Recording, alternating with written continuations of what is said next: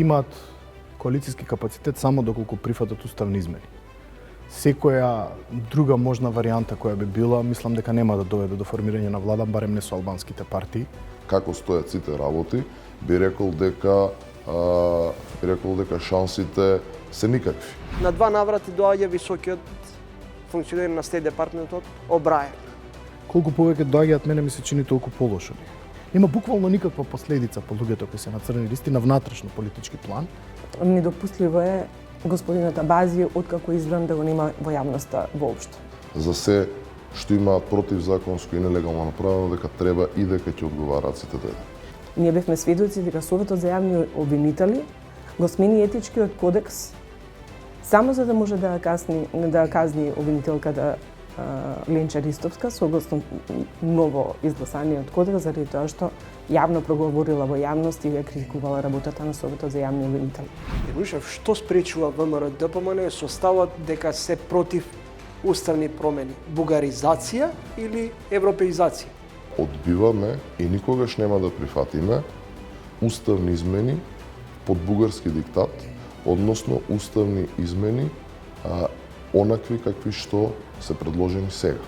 Оваа недела можеби одбележа дебатата или дискусијата на релација МНР, премиер, председател на држава. Ја буквално не можам да поверувам дека разговараме за тоа кој ќе ја информира Грција дека документите доцнат. Таа енергија да ја искористевме во тоа да направиме подобар систем за тоа како да ги промениме документите, ќе беше многу попаметна. Ескалација на криминалот и руинирање на институциите е посебно регистрирано во последните 2 години.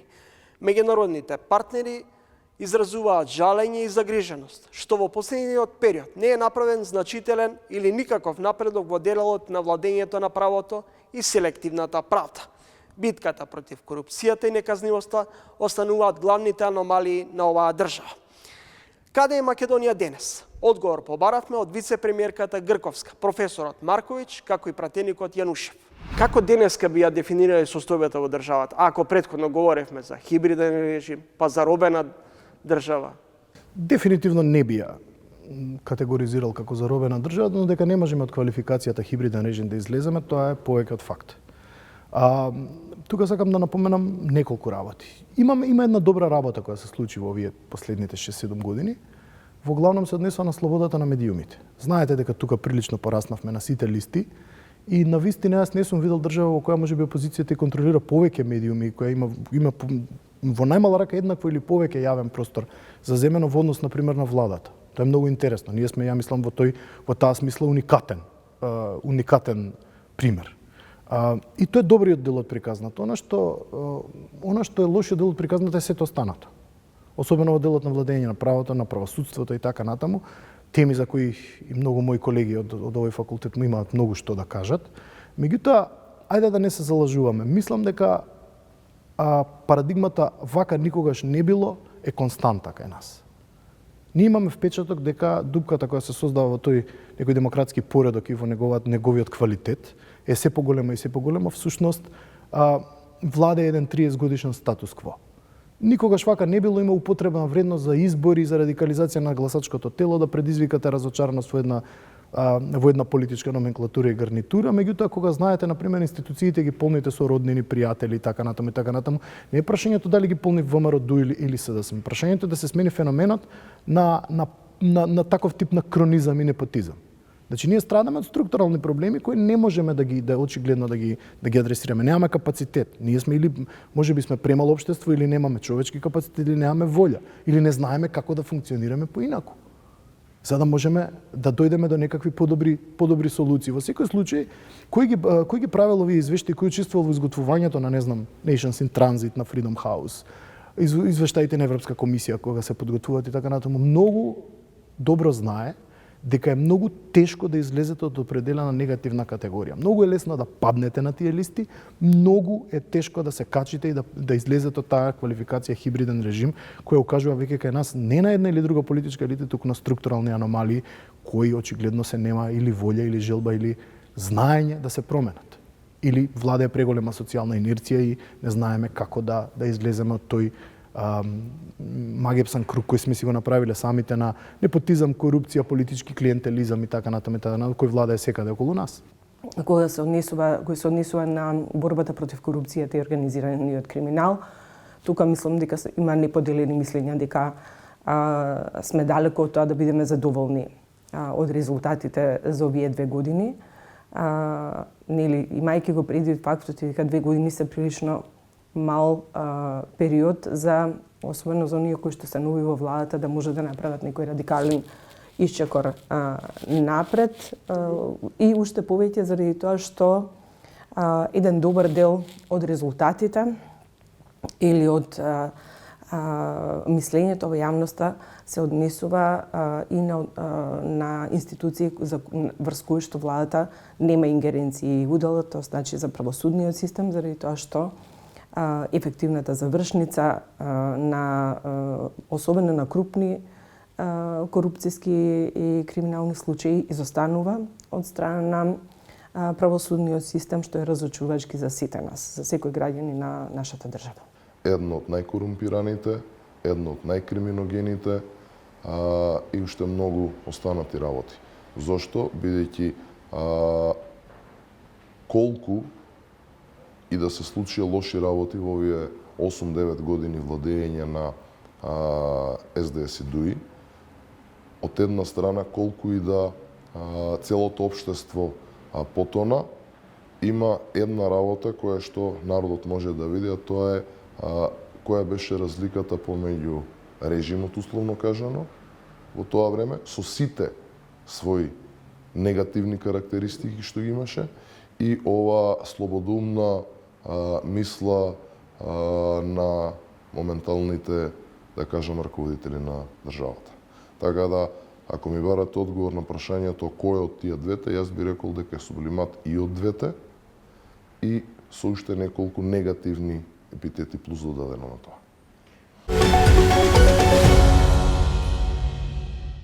Избори без ЕУ преговори, демократија која е заробена од партискиот клиентелизам и непотизам, растечка неказнивост за криминал и насилство. Ако победникот е извесен, ќе се поставува прашањето дали ВМРО ДПМН, ако добие мнозинство во парламентот, ќе успее да формира влада и кои би можеле да бидат нивни коалициони партнери. Во услови кога имаме голема криминализација на државата, селективна правда, во услови кога ни следуваат и председателски избори, двојни избори. Како ќе изгледа политичката мапа по изборите? Во ово издание на Тренинг со говорник е универзитетскиот професор од Правниот факултет Ненад Марковиќ. Професор Марковиќ, како се наближуваат изборите, се повеќе станува известно дека ВМРО ДПМН би ја добила поддршката од граѓаните. Но се наметнува прашањето, има ли Мицковски и неговите сопартици коалиционен капацитет да коалицира со дел од албанските партии кои на некој начин имаат диаметрално спротивставени ставови со Мицковски и со ВМРО ДПМН по крупни прашања? Мислам дека одговорот ви е во прашањето. Ке имаат коалицијски капацитет само доколку прифатат уставни измени. Секоја друга можна варијанта која би била, мислам дека нема да доведе до формирање на влада, барем не со албанските партии. Нема да биде невозможно да кооптираат и други македонски партии па да формираат влада без дел од албанските партии, се зависи од изборните резултати, што не е можеби паметна идеја, меѓутоа е едно од сценаријата кои му стојат на располагање. Не знам, со левица, можеби со партијата на Максим Димитриевски, ако можат да се доберат до 61 пратеник. Меѓутоа, мислам дека тоа не само што не е паметно, туку и ќе предизвика една подлабока политичка криза и таа опција е повеќе хипотетичка отколку реална. А за да имате реална опција на формирање влада со албанските партии, тогаш имате нешто што е кондицио sine qua non, односно услов без кој не се може, тоа се разбира прифаќањето на уставните измени. Така да мислам дека без ова прашање кој ќе биде појдовно за албанските политички партии, нема да може ни да влезе во преговори за такво нешто. Тоа подразбира, веројатно веднаш по изборите, ако прифати такво нешто и ја спроведе таа идеја во реалност, моментален пад на неговиот рейтинг. моментален пад на неговиот рейтинг по формирањето на владата и веројатно не многу голема долговечност на таа влада, осим ако не компензира на други полиња, што нели не е исклучено. Меѓутоа, како е државата структурирана, поставена и како да работите, не верувам дека тоа поле за компензирање и на економски план и на план на функционирање на rule of law, односно владење на право, правна држава и така натаму не е многу големо, бидејќи ние страдаме од системски аномалии кои очигледно не успеавме да ги надминеме со доаѓањето на ниту една влада, па не знам ни тука ни владата на Мицкоски што особено би променило, особено што и во опозиција веќе ВМРО ДПМН има прилично голем број на скандали и коруптивни сомнежи нели паѓаат на нив, така да не мислам дека нешто може да се смени драматично во тие полиња на функционирање на држава. Ние си функционираме по една инерција, имаме структурални аномалии кои, како што реков, ниедна влада не ги адресираше успешно до сега и мислам дека тоа така ќе продолжи. Не сум некој особен оптимист дека не знам каква. Можете само да евентуално како алтернатива на тоа да воведете некако малку поавторитарно владење, некој малку подцврсто владење, каде што системот би функционирал по таа некоја политичка вертикала. И тоа е оно што можете да го смените. Иначе, суштински, вие не можете куз нешто да направите. Соединените Американски држави се наш стратешки партнер, но се до оној момент кога Вашингтон нема да ни со прст да ни покаже дека имаме сериозни проблеми во владењето на правото, битката против корупцијата и криминалот. За неполни месеци и половина, на 2 наврати доаѓа високиот функционер на Стейт департментот Обрајен. Што порака би ни испратил овој пат? Доаѓа непосредно пред изборниот циклус. Колку повеќе доаѓаат, мене ми се чини толку полошо ние. Не заради нив, не заради тоа што притисокот не е легитимен и условите кои ни ги подставуваат за малце повеќе, не само Джим Обрајен. Тука Европската унија ни своите извештаи, Freedom House и така натаму, и сите оние кои не предупредуваат за тие аномалии за кои веќе говориме, мислам дека ние толку повеќе се осеќаме под притисок и толку полошо функционираме. Ние не направивме никаков механизам, ниту внатрешен механизам кој би пренесувал некако би рефлектирал одреден надворешен притисок, кој би довел до подобрување особено на владење на правото и делот кои се однесува на правосудството и процесуирање на овие луѓе кои се ставени, например, на црни листи. Нема буквално никаква последица по луѓето кои се на црни листи на внатрешно политички план или на план на, не знам, да се отвори една по-темелна истрага за тоа зошто се ставени, кои се тие податоци.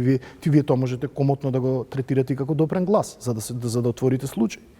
Можете и така да го интерпретирате, дека имате елементи да се отвори една обширна истрага. Меѓутоа, кога имате политичка поддршка, тоа едноставно нема да се случи. И тоа е нешто што ги трансцендентира сите влади и сите номенклатури до сега кои биле на власт. Така да, не мислам дека ние апсолутно се чини дека тука не сакаме да се реформираме, гледаме да го одржуваме статус квото на тие линии на политички притисок преку судски совет до судиите и така натаму, што говори за правната и судската култура како една посебна, широка, многу комплицирана и болна тема за нас. И дека во суштина кај нас нема никаква волја тоа да се прави затоа што начинот на кој сега функционира не овозможува да завршиме одредени работи на одреден начин. Така, судството да биде сервилно на извршната власт пред се и такво да остане. Така да не сум сигурен дека овој притисок даде некаков резултат, ниту па сум сигурен дека ќе даде во иднина. Ќе имате, не знам, декларативни акции на една или друга влада која ќе вели дека треба да се бориме со корупцијата, дека работите нечинат, ќе имате подобар или полош извештај на Freedom House или на Европска комисија и така натаму, и мислам дека тие декларативни, ние не сме мрднати од тие декларативни заложби. Имаше можеби 2017-18 некаков залет со неколку комисии кои беа направени нели да се адресираат овие проблеми, и потоа тие едноставно испарија, полека почнаа да успоруваат со својата работа, едноставно избледнаа во времето. Се откаже еден, се откаже друг, имаше несогласување внатре и ништо суштински не се промени. И така да тие слаби точки на државниот организам наш остануваат, јавна администрација, начинот на кој таа се регрутира, не знам, судството, владењето на правото, неадресирањето на корупцијата. Така да, можеби уште и потрагично изгледа да треба да ги адресирате овие прашања само кога некој ќе дојде на црната листа, кога Стейт департментот ќе го стави на црната листа. А и што ништо нема од вашиот суверенитет во една таква ситуација, ни се од суверенитет нема. Ајде, тоа за многу прашања кај нас се навикнавме да биде така дека не одлучуваме самите, меѓутоа покажувате една комплетна некомпетентност да се справите, а не треба да ги чекате црните листи за да адресирате ваков тип на проблеми, напротив. На избори се влегува со дебаклот од Брисел, никако да влеземе во втората фаза од преговорите со Европската унија, особено поради неизгласувањето на уставните измени. Што би било главно на изборното мени, што би ги привлекло гласачите и би ги мотивирало да излезат да гласат дали за едната или за другата политичка провиниенција? Ако веќе не лепи, ете членки сме на НАТО, на чекор сме до сериозни преговори со Европската унија. За жал, тоа сакав и во претходното прашање да го споменам, убаво што во овој правец се движи дискусијата. За жал остануваат само символичките прашања, оние кои предизвикуваат иритација. Северна, бугарите во уставот и така натаму и така натаму. И затоа ти имаат толкава важност во нашето општество, затоа што граѓаните знаат дека кај другите прашања нема да има успех. Дали свесно или подсвесно, сите се убедени дека промената на владата нема ништо да смени, или многу малку ќе промени, во однос на владење на правосудство, јавна администрација и другите слаби точки.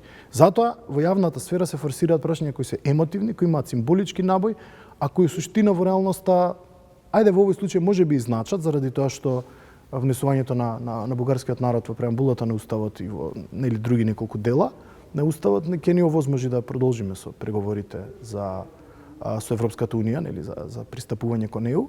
Меѓутоа, јасно е дека најголем дел од ова е една чиста символичка територија која служи само за иритација или за размена на некои ставови кои кај луѓето предизвикуваат емоции кои се во голема мера ирационални. И затоа тие символички прашања типот северна, никогаш северна и така натаму имаат толкава важност. Кога луѓето би можеле да се бават со реални теми, би очекувале реална промена, не знам, во правосудство или во здравството или во образованието, тогаш веројатно овие теми би им биле помалку важни. Затоа овие теми имаат толкав емотивен навон кај нас, затоа што се единственото поле на кое ние можеме да пегламе, да разговараме за одредени политички разлики, да соочуваме ставови, бидејќи сето друго е апсолутно залудно.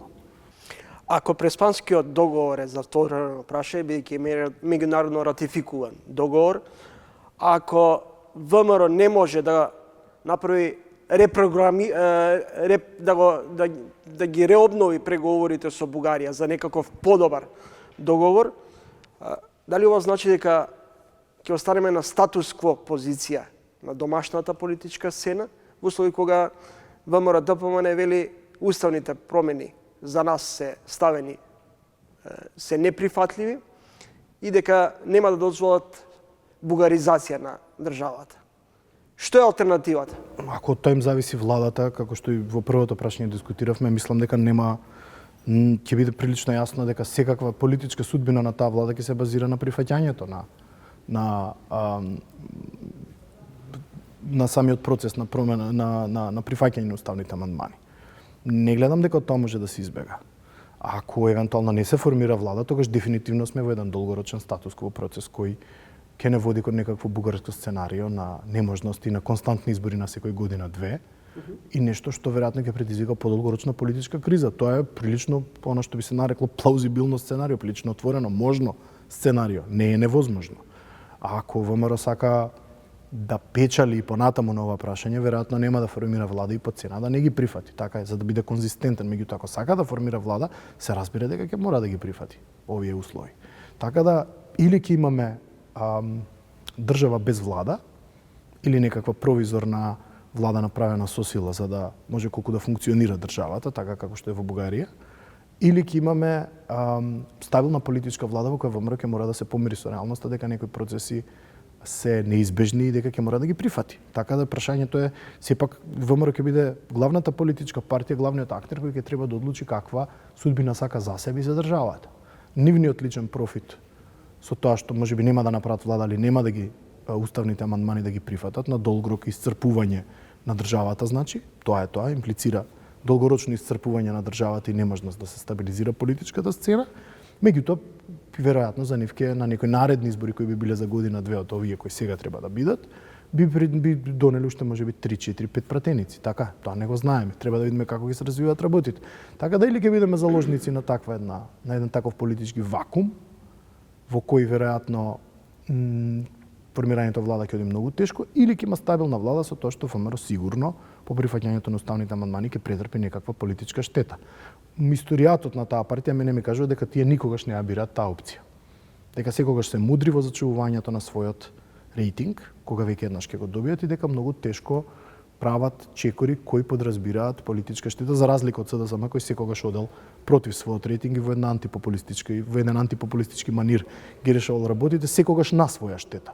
ВМРО е апсолутната суштинска спротивност на СДСМ во таа смисла и кај нив секој добиен глас гледа да го сочуваат максимално, да го оптимизираат и да го репродуцираат на следните избори со уште неколку, односно да го надополнат со неколку гласови или неколку пратеници и така натаму. Овие две сценарија се апсолутно можни и двете. Гледате тренинг, соговорник е универзитетскиот професор од правниот факултет Ненад Марковиќ.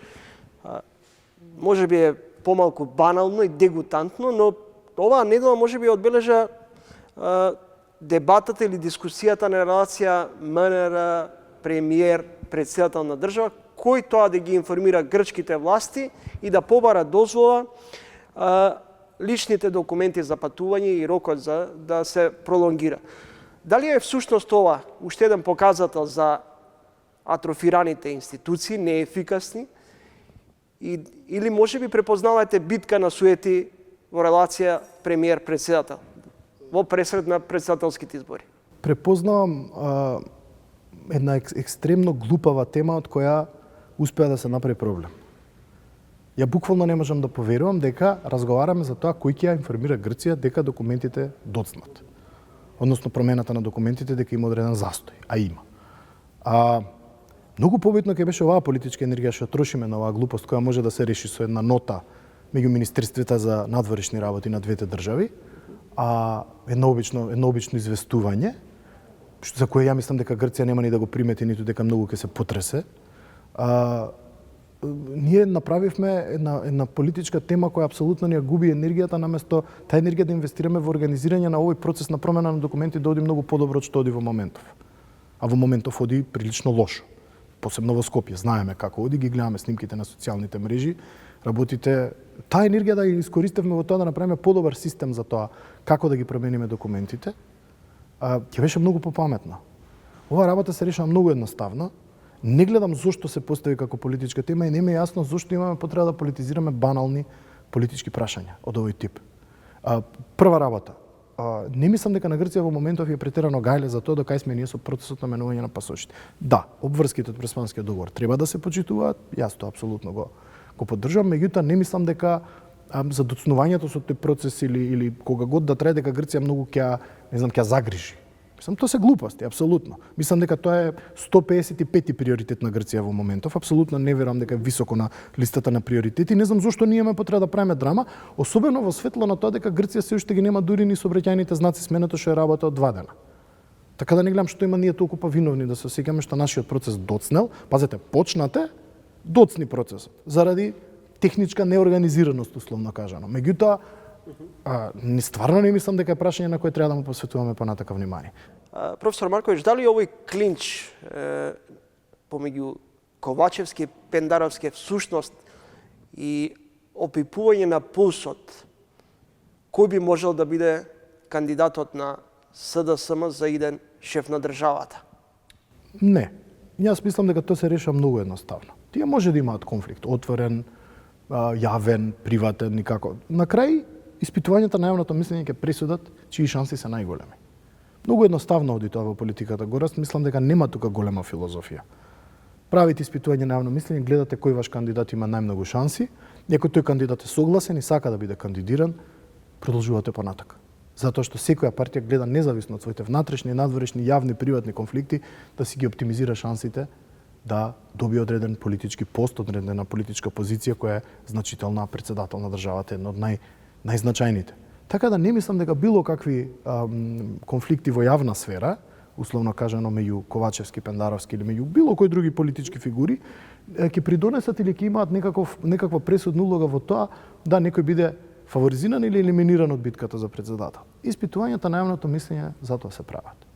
Ако си имало предвид дека ВМРО ДПМН има фиксна избирачка база од околу 300.000 гласачи, а СДСМ околу 180 до 210, дали е тоа меч со две острици сега да, например, Пендаровски да се согласи да биде кандидат за шеф на државата, имајќи во предвид дека без поддршка, например, од албанската етничка заедница или од партиите од како ДУИ или другите не да зелено светло за негова номинација? Да, и тоа зависи во голема мера и од ЕСАПот, условно кажано, од пресметките за вториот круг. А со овие гласови вие веројатно кандидатите на ВМРО СДСМ ќе го поминат првиот круг, прашањето е што ќе се случува во вториот. Надвор од тие, да речеме, ајде околу 300.000 гласа на ВМРО ДПМН, председателскиот кандидат на ВМРО може да се надева уште и на гласовите од левица, веројатно, на добар дел од гласовите од левица. Тука мислам дека професорката Силјановска е мудро избрана заради незините релации со Апасиев и со левица да ги ожнее во вториот круг тие гласови, затоа и е во игра за председателски кандидат. Мене ми се чини дека тоа е главната мотивација, затоа што тие гласови во голема мера ја оптимизираат незината позиција, односно ја прават да биде во многу добра позиција за вториот круг. Од друга страна, дали тоа ќе може да биде компензирано кај кандидатот на социјалдемократите со гласовите од албанците? Тоа зависи колкава ќе биде излезноста на албанците, нели?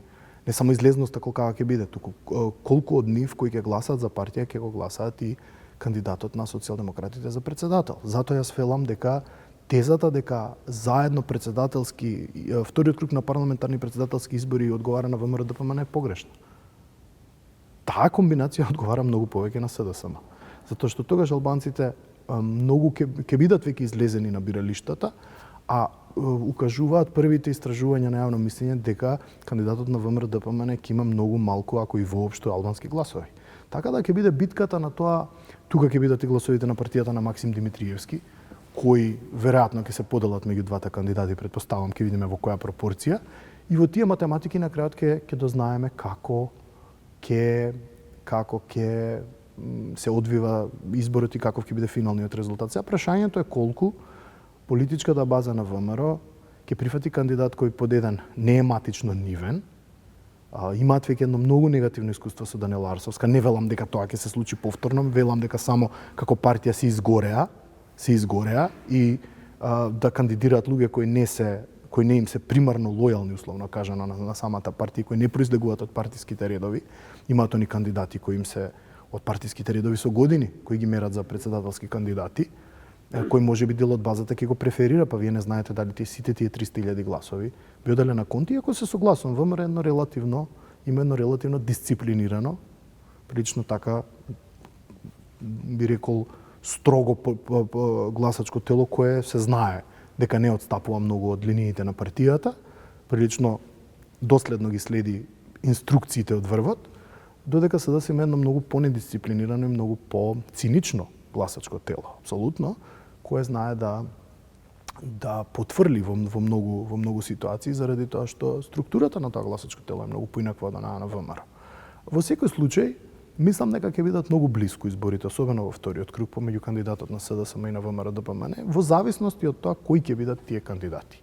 Веќе се насетува, мислам дека луѓето веќе насетуваат кои тие кандидати ќе бидат, меѓутоа давање било какви изјави дефинитивни во таа смисла не е благодарно, затоа што процесите на регрутација или на промовирање на кандидати уште не се завршени во двата главни македонски етнички партии, во двата главни партиски кампуса, па кога ќе ги имаме тие имиња, ќе можеме веќе со бројки да излеземе со некакви калкулации. Во главном се индицира дека ќе биде една многу тешка битка на компензација на оно што СДСМ го нема со гласовите на албанците, а на обид на ВМРО да го надогради во вториот круг со гласови на евентуално левица.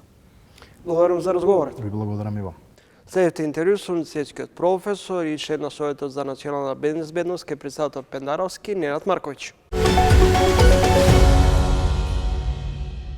Повеќе од една деценија Македонија помеѓу хибриден режим на ВМРО ДПМН и ДУИ и од друга страна заробена држава предводена поточно во мандатот на СДСМ и ДУИ. Сега ве прашам директно, имате ли информации кој се тоа вршил притисок врз Беса Адеми и директно врз Врховниот суд? Немам такви информации, веднаш да ви кажам. И јас реагирав кога имаше вакви изјави од страна на претходни председатели на Судскиот совет, заради тоа што очекувам од судиите да имаат поголема храброст и поголем интегритет, да ги посочат јавно имињата кои што им вршеле притисок и уште повеќе да поднесат пријава за вршење на таков притисок, затоа што тие точно ја знаат процедурата, доколку некој се заканува или врши притисок, на каков начин тоа да го институционализираат. Вака ние се соочуваме со поранешни председатели на Судски совет, со актуелна председателка на Врховен суд за обвинувања, за политички притисоци, за политички бизнис притисоци, меѓутоа останува на тоа.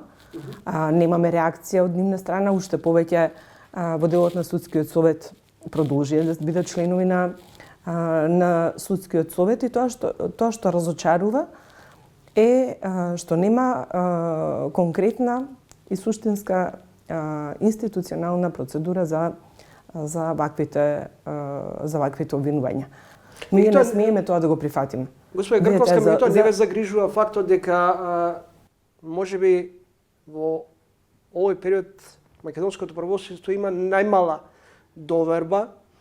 Меѓународните партнери, особено еве последната порака од холандскиот амбасадор, адресирана преку лидерот на Дуј Ахмети, а и до вас се разбира дека за жал во последните 2 години не е направен никаков напредок во делот на владењето на правото и дека мора да се отстранат политичките притисоци врз судовите и делителите на правдата.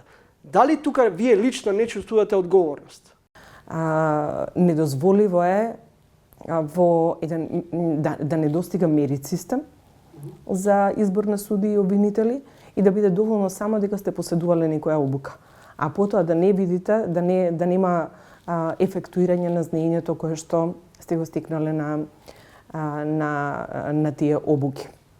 Загрижувачки активностите што ги имаме беа да се поттикнат и да се охрабрат честните суди и обвинители кои што се во значителен број сами да се изборат и да се скрши таа солидарност која што ја има помеѓу колегите, заради тоа што самите од внатре, не само во правосудниот систем, него и во другите фели, самите од внатре треба да најдат механизам како да ја изолираат онаа мала група на луѓе која што фрла црно петно и во суштина ни го руши целото општество од внатре. За жал,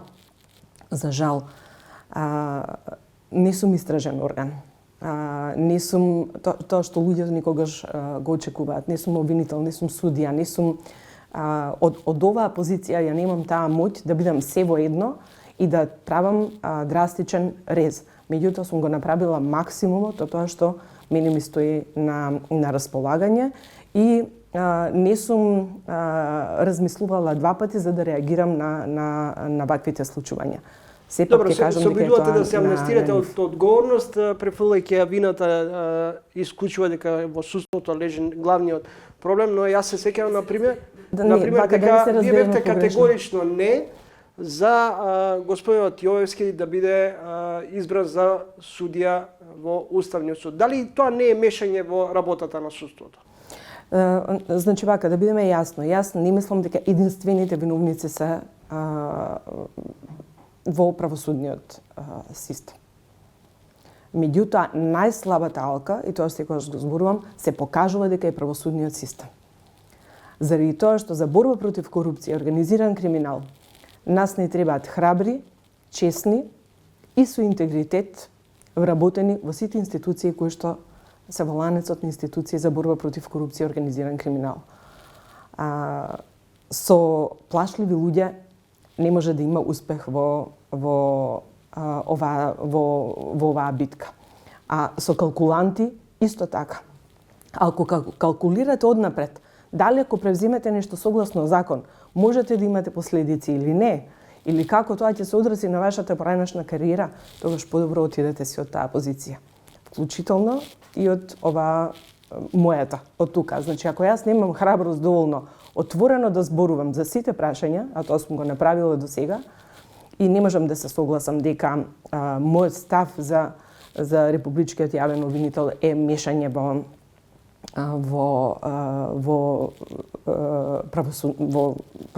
работата на правосудните органи. заради тоа што станува збор за јавен избор во собранието за кандидати кои што треба собранието да ги бире, и како што имаат право сите да коментираат и за нас како кандидати, така имам право и јас да го кажам својот став дали сметам дека некој заслужува да ја добие таа позиција или не. Исто како што сметам дека имаме право да ги коментираме веќе донесените судски одлуки. Господа Грковска, зошто во изминатиот период не беа преземени чекори, не беа отворени истраги за лицата кои се наведени на американската црна листа? Американската амбасадорка Агилер изрази загриженост зошто надлежните институции се немокни или се инертни да отворат истраги за лица за кои постојат реални сомнежи за корупција и криминал. Мене прво како граѓанин, потоа и како вице-премиер во оваа улога, ме разочарува таа една леснотија на непрофесионално постапување, на неказнивост, на немање на чувство на одговорност прво кон себе како граѓанин нели во оваа држава, затоа што ние сите го креираме ова општество во кое живееме. И едно немање на чувство како непостапување во согласно за законските надлежности кои што им стојат на располагањето на институциите, во суштина ни се руши системот однатре и една, ако можам така слободно да кажам, една бесрамност да не допира до нив ниту една реакција, ни од граѓаните, ни од нас, кои што навистина би сакале да имаме и да видиме промена и праведно и правично постапување од страна на истражните и правосудните органи за доброто на сите нас, ниту пак како реакција на меѓународните партнери да има барем некакво поместување во овој дел. Вие гледате дека и покрај покренувањето на одредени случаи, и покрај актуелни случаи, само бевме сведоци дека во наредните неколку дена беше кажано дека ќе се направи контрола, зашто обвинителствата не постапиле, докај се со постапките, и после тоа речи се нема никаква реакција, ниту информација во јавноста каков е наодот. Од друга страна, ние бевме сведоци дека може да бидат и ефикасни и ефективни кога станува збор за нивните интереси. Ние бевме сведоци дека Советот за јавни обвинители го смени етичкиот кодекс само за да може да казни обвинителката Ленча Ристовска согласно ново изгласаниот кодекс, заради тоа што јавно проговорила во јавност и ја критикувала работата на Советот за јавни обвинители. Значи тогаш во таков случај можеме да бидеме и ефикасни и експедитивни се, меѓутоа во другите случаи такво нешто не можеме да видиме, за жал. Ако препознавате двојни аршини, дали може би е погрешно што судиите имаат доживотен мандат? Дали може би е погрешно што досега не се отворија истраги и не се кривично не се гонат судиите кои со месеци, па и со години држале предмети во фиока со цел тие да застарат? За жал, независноста која што ние како креатори на политика сме им ја возможиле, не се користи во онаа смисла да се постапува по случаи, по предмети непристрасно, правично и праведно, без разлика за тоа за кого станува збор. И пак ќе потенцирам тоа што го зборувам 2 години од како сум на оваа позиција. Независноста не значи самоволија, не значи нетранспарентност, не значи лежерност, не значи неодговорност. Напротив, независноста што секоја власт, секоја институција ја има, е уште поголема одговорност према граѓаните на оваа држава. Заради тоа што тогаш одговорноста е само на оние кои што ја има таа независна позиција. Следите тренинг, интервју со вице премиерката за добро владење Славица Грковска. Господја Грковска, ако обвинителството тврди дека имаат сета потребна документација и поседуваат несоборливи докази за двојното убиство на малолетното девојче и Велешанецот, зошто досега не е покренато обвинение против Љупчо Палевски Палчо, ако се убедени дека тој е ликвидаторот на двојното убиство? Пред малку ме прашавте нели е мешање во правосудниот систем доколку имам став за одреден одлука или кандидат во овие органи. Мешање би било во работата на правосудните органи ако јас сега се јавувам и влијам на тоа каква би била одлуката и какво би било постапувањето. И тоа е недозволиво. И тоа не би си го дозволила никогаш. Очекувањата на целата јавност е дека конечно некои лекции би требало да ги научиме после 30 години независност. И дека до сега имало доволно примери кои покажале дека заради несоодветна, непрофесионално постапување на соодветни институции, последиците биле многу поголеми отколку ако некој навреме си ја завршил работата. Директорката на Управата за јавни приходи Лукаревска во минато неделното гостување во Трилинг се пофали дека спречиле ланец на нафтени компании кои сакале да изиграат државата затајувајќи данок. Дали тука за вас можеби не е симптоматично што обвинителството за гонење на организиран криминал и корупција да сега ништо не презема, ако се имало предвид ставот дека веројатно станува збор за организирана мрежа? Сметам дека веднаш треба да отвори случај обвинителството за организиран криминал и недопустливо е господинот Абази откако е избран да го нема во јавноста воопшто. Ние не сме го виделе во јавноста да излезе да и соопшти на јавноста што работи обвинителството за организиран криминал, какви случаи, кои случаи, дали има завршени некои случаи да ја информира јавноста за тоа. Не за текот на постапката, заради тоа што се разбира, тоа се осетливи детали кои што не би смеале да се изнесуваат.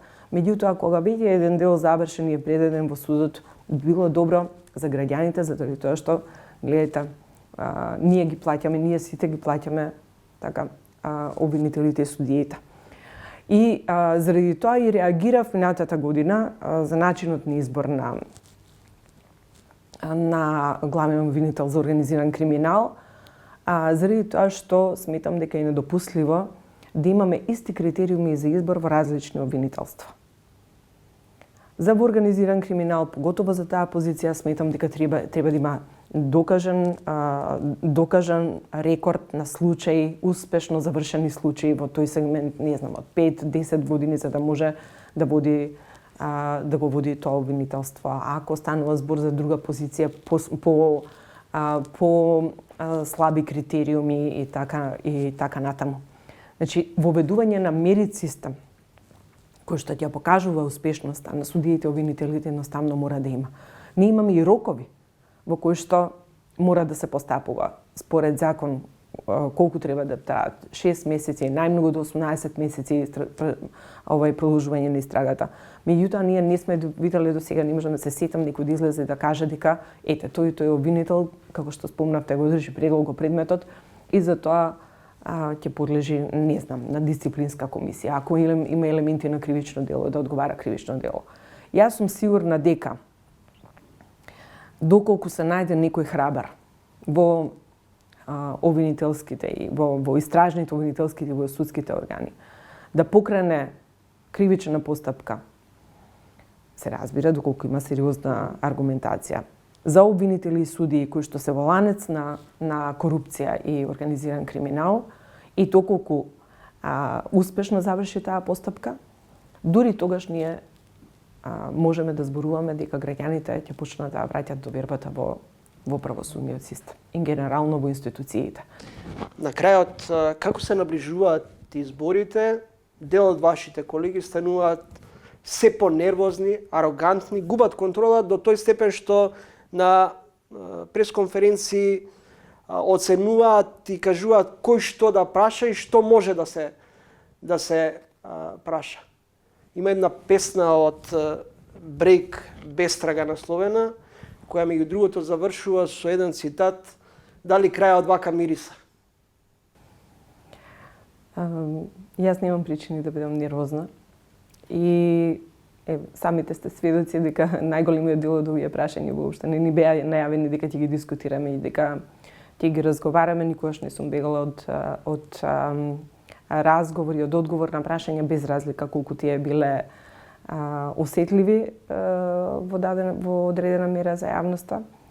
И сметам дека нема потреба воопшто за таков однос. Особено ако оно што е сработено и има добри резултати, има секој со што да се пофали, дава една така комоција и да нема нервоза и да бидеме смирени. Ви благодарам што излегувавте од настан за да гостувате во тренинг. Ви благодарам и вам. Следете интервју со вице-премиерката за добро владење Славица Грковска. Кратка пауза и продолжуваме понатаму. Кога Христијан Мицковски беше избран за претседател на ВМРО-ДПМН, Игор Јанушев беше генерален секретар на ВМРО-ДПМН. Но подоцна, поради наводни лични причини, се повлече од позицијата генсек на партијата. Во ова издание на тренинг соговорник е токму Игор Јанушев. Господин Јанушев, бевте тандем на почеток со Мицковски, потоа се повлековте од наводно лични причини. Дали денеска Јанушев е сива еминенција во партијата или се уште се слуша гласот на новото раководство на партијата? Па, не би рекол дека е ни едното ни другото. Од дете сум во партијата, сум ги поминал речиси сите скалила и многу различни функции во партијата и секогаш ќе бидам тука како за партијата, така и за државата кога некој ќе процени дека сум потребен. И во овој целиот период, од кога се повлеков од функцијата генерален секретар, секогаш кога имало потреба од извршување на било каква партиска задача, без разлика дали било тоа во избори или надвор во избори, без разлика дали било тоа, не знам, да се даде мислење, совет или било што друго, сум бил тука и секогаш и во иднина ќе остане така. Каде концепцијски се разединивте со Мицковски? Не сме се разединили никогаш со претседателот Мицковски, нити концептиски, нити на било кој друг начин. Во тој, вие велите наводно, јас само ќе ве демонтирам дека не е наводно. Во тој период кога се повлеков пред се од фамилиарни причини со сите работи кои што се случува во мојот приватен фамилиарен живот, така да сметам дека тоа што го направи во тој момент беше исправна и правилна одлука. Понекогаш вашите настапи во законодавниот дом се груби, можеби несмасни, некој ќе каже вулгарни.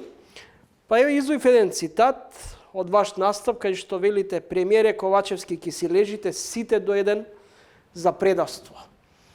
Овде алудирате пред се на договорот со Бугарија. На сите предавства кои што ги направија, не само на договорите и предавствата на националните интереси, многу поголеми исто така предавства или барем исто толку големи предавства се и целиот криминал и корупција, како и неработењето и доведувањето на питачки стап на целокупниот македонски народ. Ако мислите на таа изјава, значи тука е се опфатено и стојам на тоа и сметам дека за се што имаат противзаконско и нелегално направено, дека треба и дека ќе одговараат сите до еден. Не ви се чини дека секоја гарнитура, било да вие кога сте биле на власт, било сега СДСМ и ДУИ кога се на власт, најавуваат силна борба против корупцијата и криминалот и сето тоа завршува или со застарување на случаите или со некаков помалку политички скриен дел меѓу власта и опозицијата. Токму затоа, баш токму затоа, во овие 30 години на независна Македонија, знам дека оваа фраза стана, можам слободно да кажам, на некој начин флоскула, бидејќи голем број политичари пред мене го имаат истото кажувано и да, во право сте дека на крајот се нема случаи, токму затоа сме доведени нова ниво на живот, на животен стандард и на нефункционалност на државата. И доколку Во сакаме... овие 3 децении, 15 години ВМРО ДПМН бил на власт, да речем. Точно, и истото го мислам и за периодот кога ВМРО ДПМН е било на власт. Тука не треба за тоа што доаѓаме од редовите на таа партија да се обидеме да амнестираме, бидејќи народот не е глупав и народот памти. И токму затоа сметам дека ова е буквално последната шанса каде што или ќе почнеме да градиме држава од темел онака како што треба да изградиме, или на крајот на денот, она што сум го кажал многу пати, многу луѓе го кажуваат буквално секојдневно, последниот кој што ќе замине да изгаси струјата. Опасни се игрите со етнички Европски фронт, кој го заговараат СДСМ и ДУИ со помалите албански партии, со цел формирање на нова влада, ако апсолутен победник биде ВМРО ДПМН, а секако ќе биде. Таквите игри може да го запалат бурето барут, оцени председателот на партијата Мицковски во интервју за телевизија 24. Дали вие всушност ја заплашувате јавноста за можни нови црни сценарија од типот на крвавиот четврток? Не знам зошто се обидуваме на таа воденица да го однесеме кажаното. Дали има поголемо заплашување од секојдневните убиства, пукања, криминал, грозоморните убиства и киднапирања, пукањата по трговски центри, палењето на автомобили, пукањето по хотели, познати хотели низ градов. Значи, Скопје и цела Македонија е станато див запад. Има ли поголемо заплашување? И тоа внимавајте. Од кого? Од оние кои што себе се нарекуваат дека се за ЕУ, Европски фронт, емо, значи, ако се тоа тие вредности, очигледно различно ги перцепираме ЕУ вредностите. За нас не е ЕУ вредност да влезеш во контролна кула и да ги нападнеш контролорите додека обслужуваат 60 на авиони над македонското небо, од кој дел на полетување и слетување, и тоа во сложени временски услови. За нас не се европски вредности да се обидуваш да лажеш македонската јавност при најголемиот и најгрозоморниот настан со двојното убиство. За ВМРО ДПМН тие вредности не се европски вредности. Ако некој прави заплашување, токму овие настани се заплашување директни кон граѓаните. А ако некој изјави дека она што се обидуваат да го направат, само за да го на некој начин декласираат ВМРО ДПМН, и те како може да стане сериозен проблем во државата.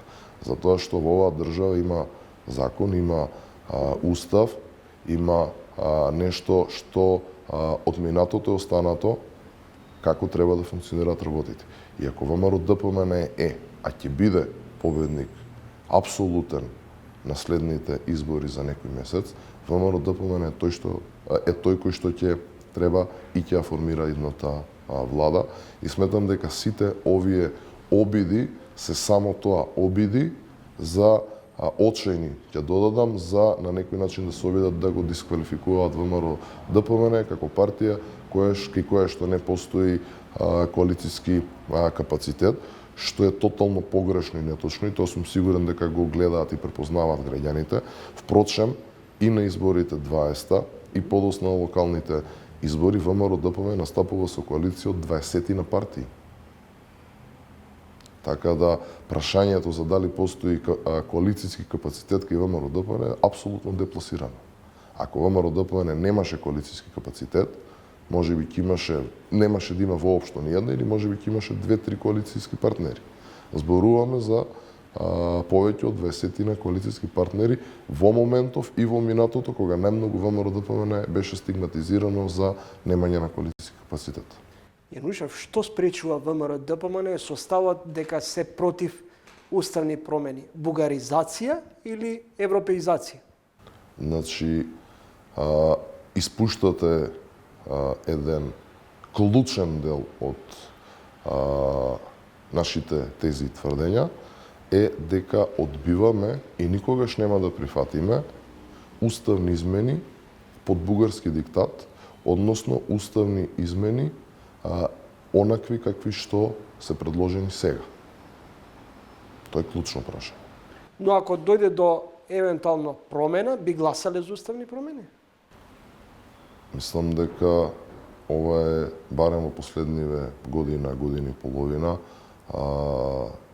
соопштено, не знам колку пати во јавноста. Нормално дека доколку се успее да се дојде, а верувам дека може да се успее да се дојде, но за тоа треба да имаме квалитетен министер за надворешни работи и квалитетна дипломатија, она што во моментов го немаме, и со еден робусен и сестран пристап, дека можеме да дојдеме до достоинствено решение. Во однос на достоинствено решение и шансите за промена, например, на преговарачката рамка со ЕУ, идната недела во Скопје повторно доаѓа висок американски функционер, Обрајан во Скопје.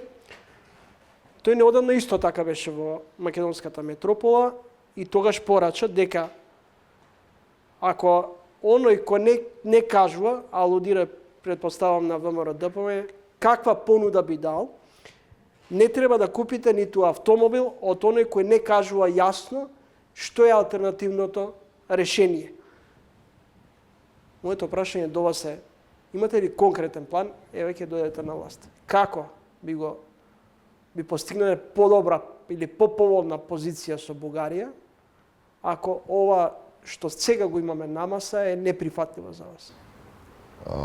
Не е главното прашање дали е неприфатливо за нас, туку главното прашање е дека тоа не е прифатливо за македонскиот народ. И тоа ќе се покаже на следните избори. А одговорот на конкретното прашање само што го дадов во претходниот одговор. Достоинствено решение, кој што нема да гази на она што е суштината на нас како македонски народ и како македонци, а како ќе се дојде тоа? Ќе се дојде преку паметна, робусна, сеопфатна дипломатска офанзива или дипломатска акција. Нешто што за жал во изминатите неколку години не го видовме. Кога сме кај дипломатската офанзива, како вие ја толкувате се позачестената посета на високи меѓународни партнери во земјата, како своевиден притисок врз вас, како партија говорам, да попуштите, да покажете поголема флексибилност, да ја прифатите пораката дека иако дојдете на власт, дека сепак треба да имате поголем сенс околу перспективата, европската перспектива на државата? Го поздравувам тоа што високите функционери доаѓаат.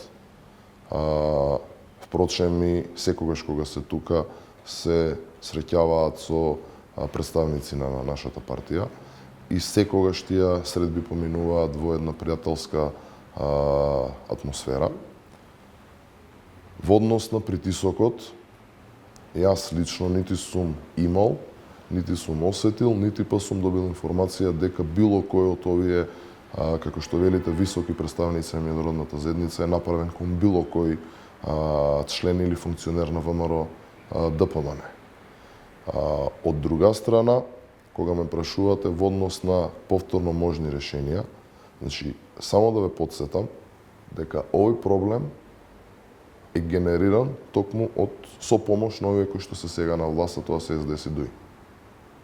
Во минатото, во режимот, повторно ќе кажам, со сите своји негативности, ние овој проблем го немавме. Велите дека имате коалицијски капацитети, но во неколку ваши јавни настапи од ваши представници категорично тврдите дека никогаш не би правеле влада со ДУИ. Видете, ако зборуваме за возможното, знаеме дека едно од првите непишани правила во политиката е дека нема нешто што е невозможно. Во политиката нема затворени врати. Во политиката една врата се затвара, друга се отвара. Во политиката е секогаш се возможно и секогаш се зависи од даден момент и од политичките прилики кои што се случуваат во тој даден момент. Точно е тоа дека одредени функционери на ВМРО-ДПМН имаат дадено такви изјави. но јас она што лично го мислам е дека овој прав момент за тоа како ќе се одвиваат работите и кога навистина ќе видиме што е реално возможно, а што не, е кога на денот на изборите, на 8 мај ќе ги добиеме барем првичните резултати. Нели е помалку лицемерно да сте против Џафери, велите ќе гласате, односно нема да гласате за негов избор за премиер на пржинската влада, а немавте ништо против кога тој беше министер за одбрана во владата на Никола Груевски. Тогаш вие и тога бевте и висок функционер, се сеќавам. Не, јас во тоа време не бев висок функционер, барем не партиски, но тоа е апсолутно небитно. Мислам дека прашањето е соодветно на некој кој што тогаш го предложил или го гласал. Јас во тој момент нити сум бил во телата на одлучување на партијата, нити сум бил пратеник, нити сум го гласал, нити на било кој начин сум бил против или за. Ние она што сега го кажуваме како став на партијата е став на партијата во однос на денес, во однос на овие последни случувања. Што значи дека може да се промени ставот? Не, до сега не сме промениле ставот кој сме го соопштиле во јавноста. Само сакам да ви кажам дека зборувате за периодот пред десетини и повеќе години, така да кога некои други одлучувале, кога некои други гласале и така натаму и така натаму.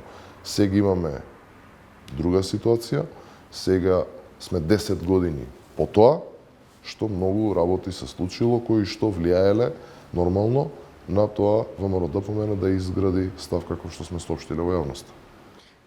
На претходното моје прашање рекавте дека сите опции се отворени во однос на коалицијските капацитети можни договарања. И јас лично така гледам на тоа. И сметам дека така треба да остане до крај.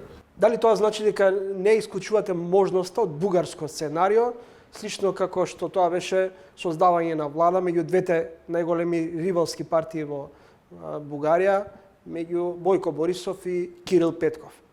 Видете, како што кажа, во политиката секогаш се е можно.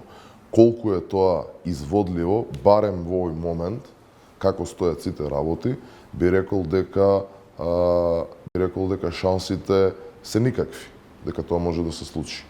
Но да видиме како ќе се одвијат работите. Благодарам за издвоеното време. Благодарам на поканата.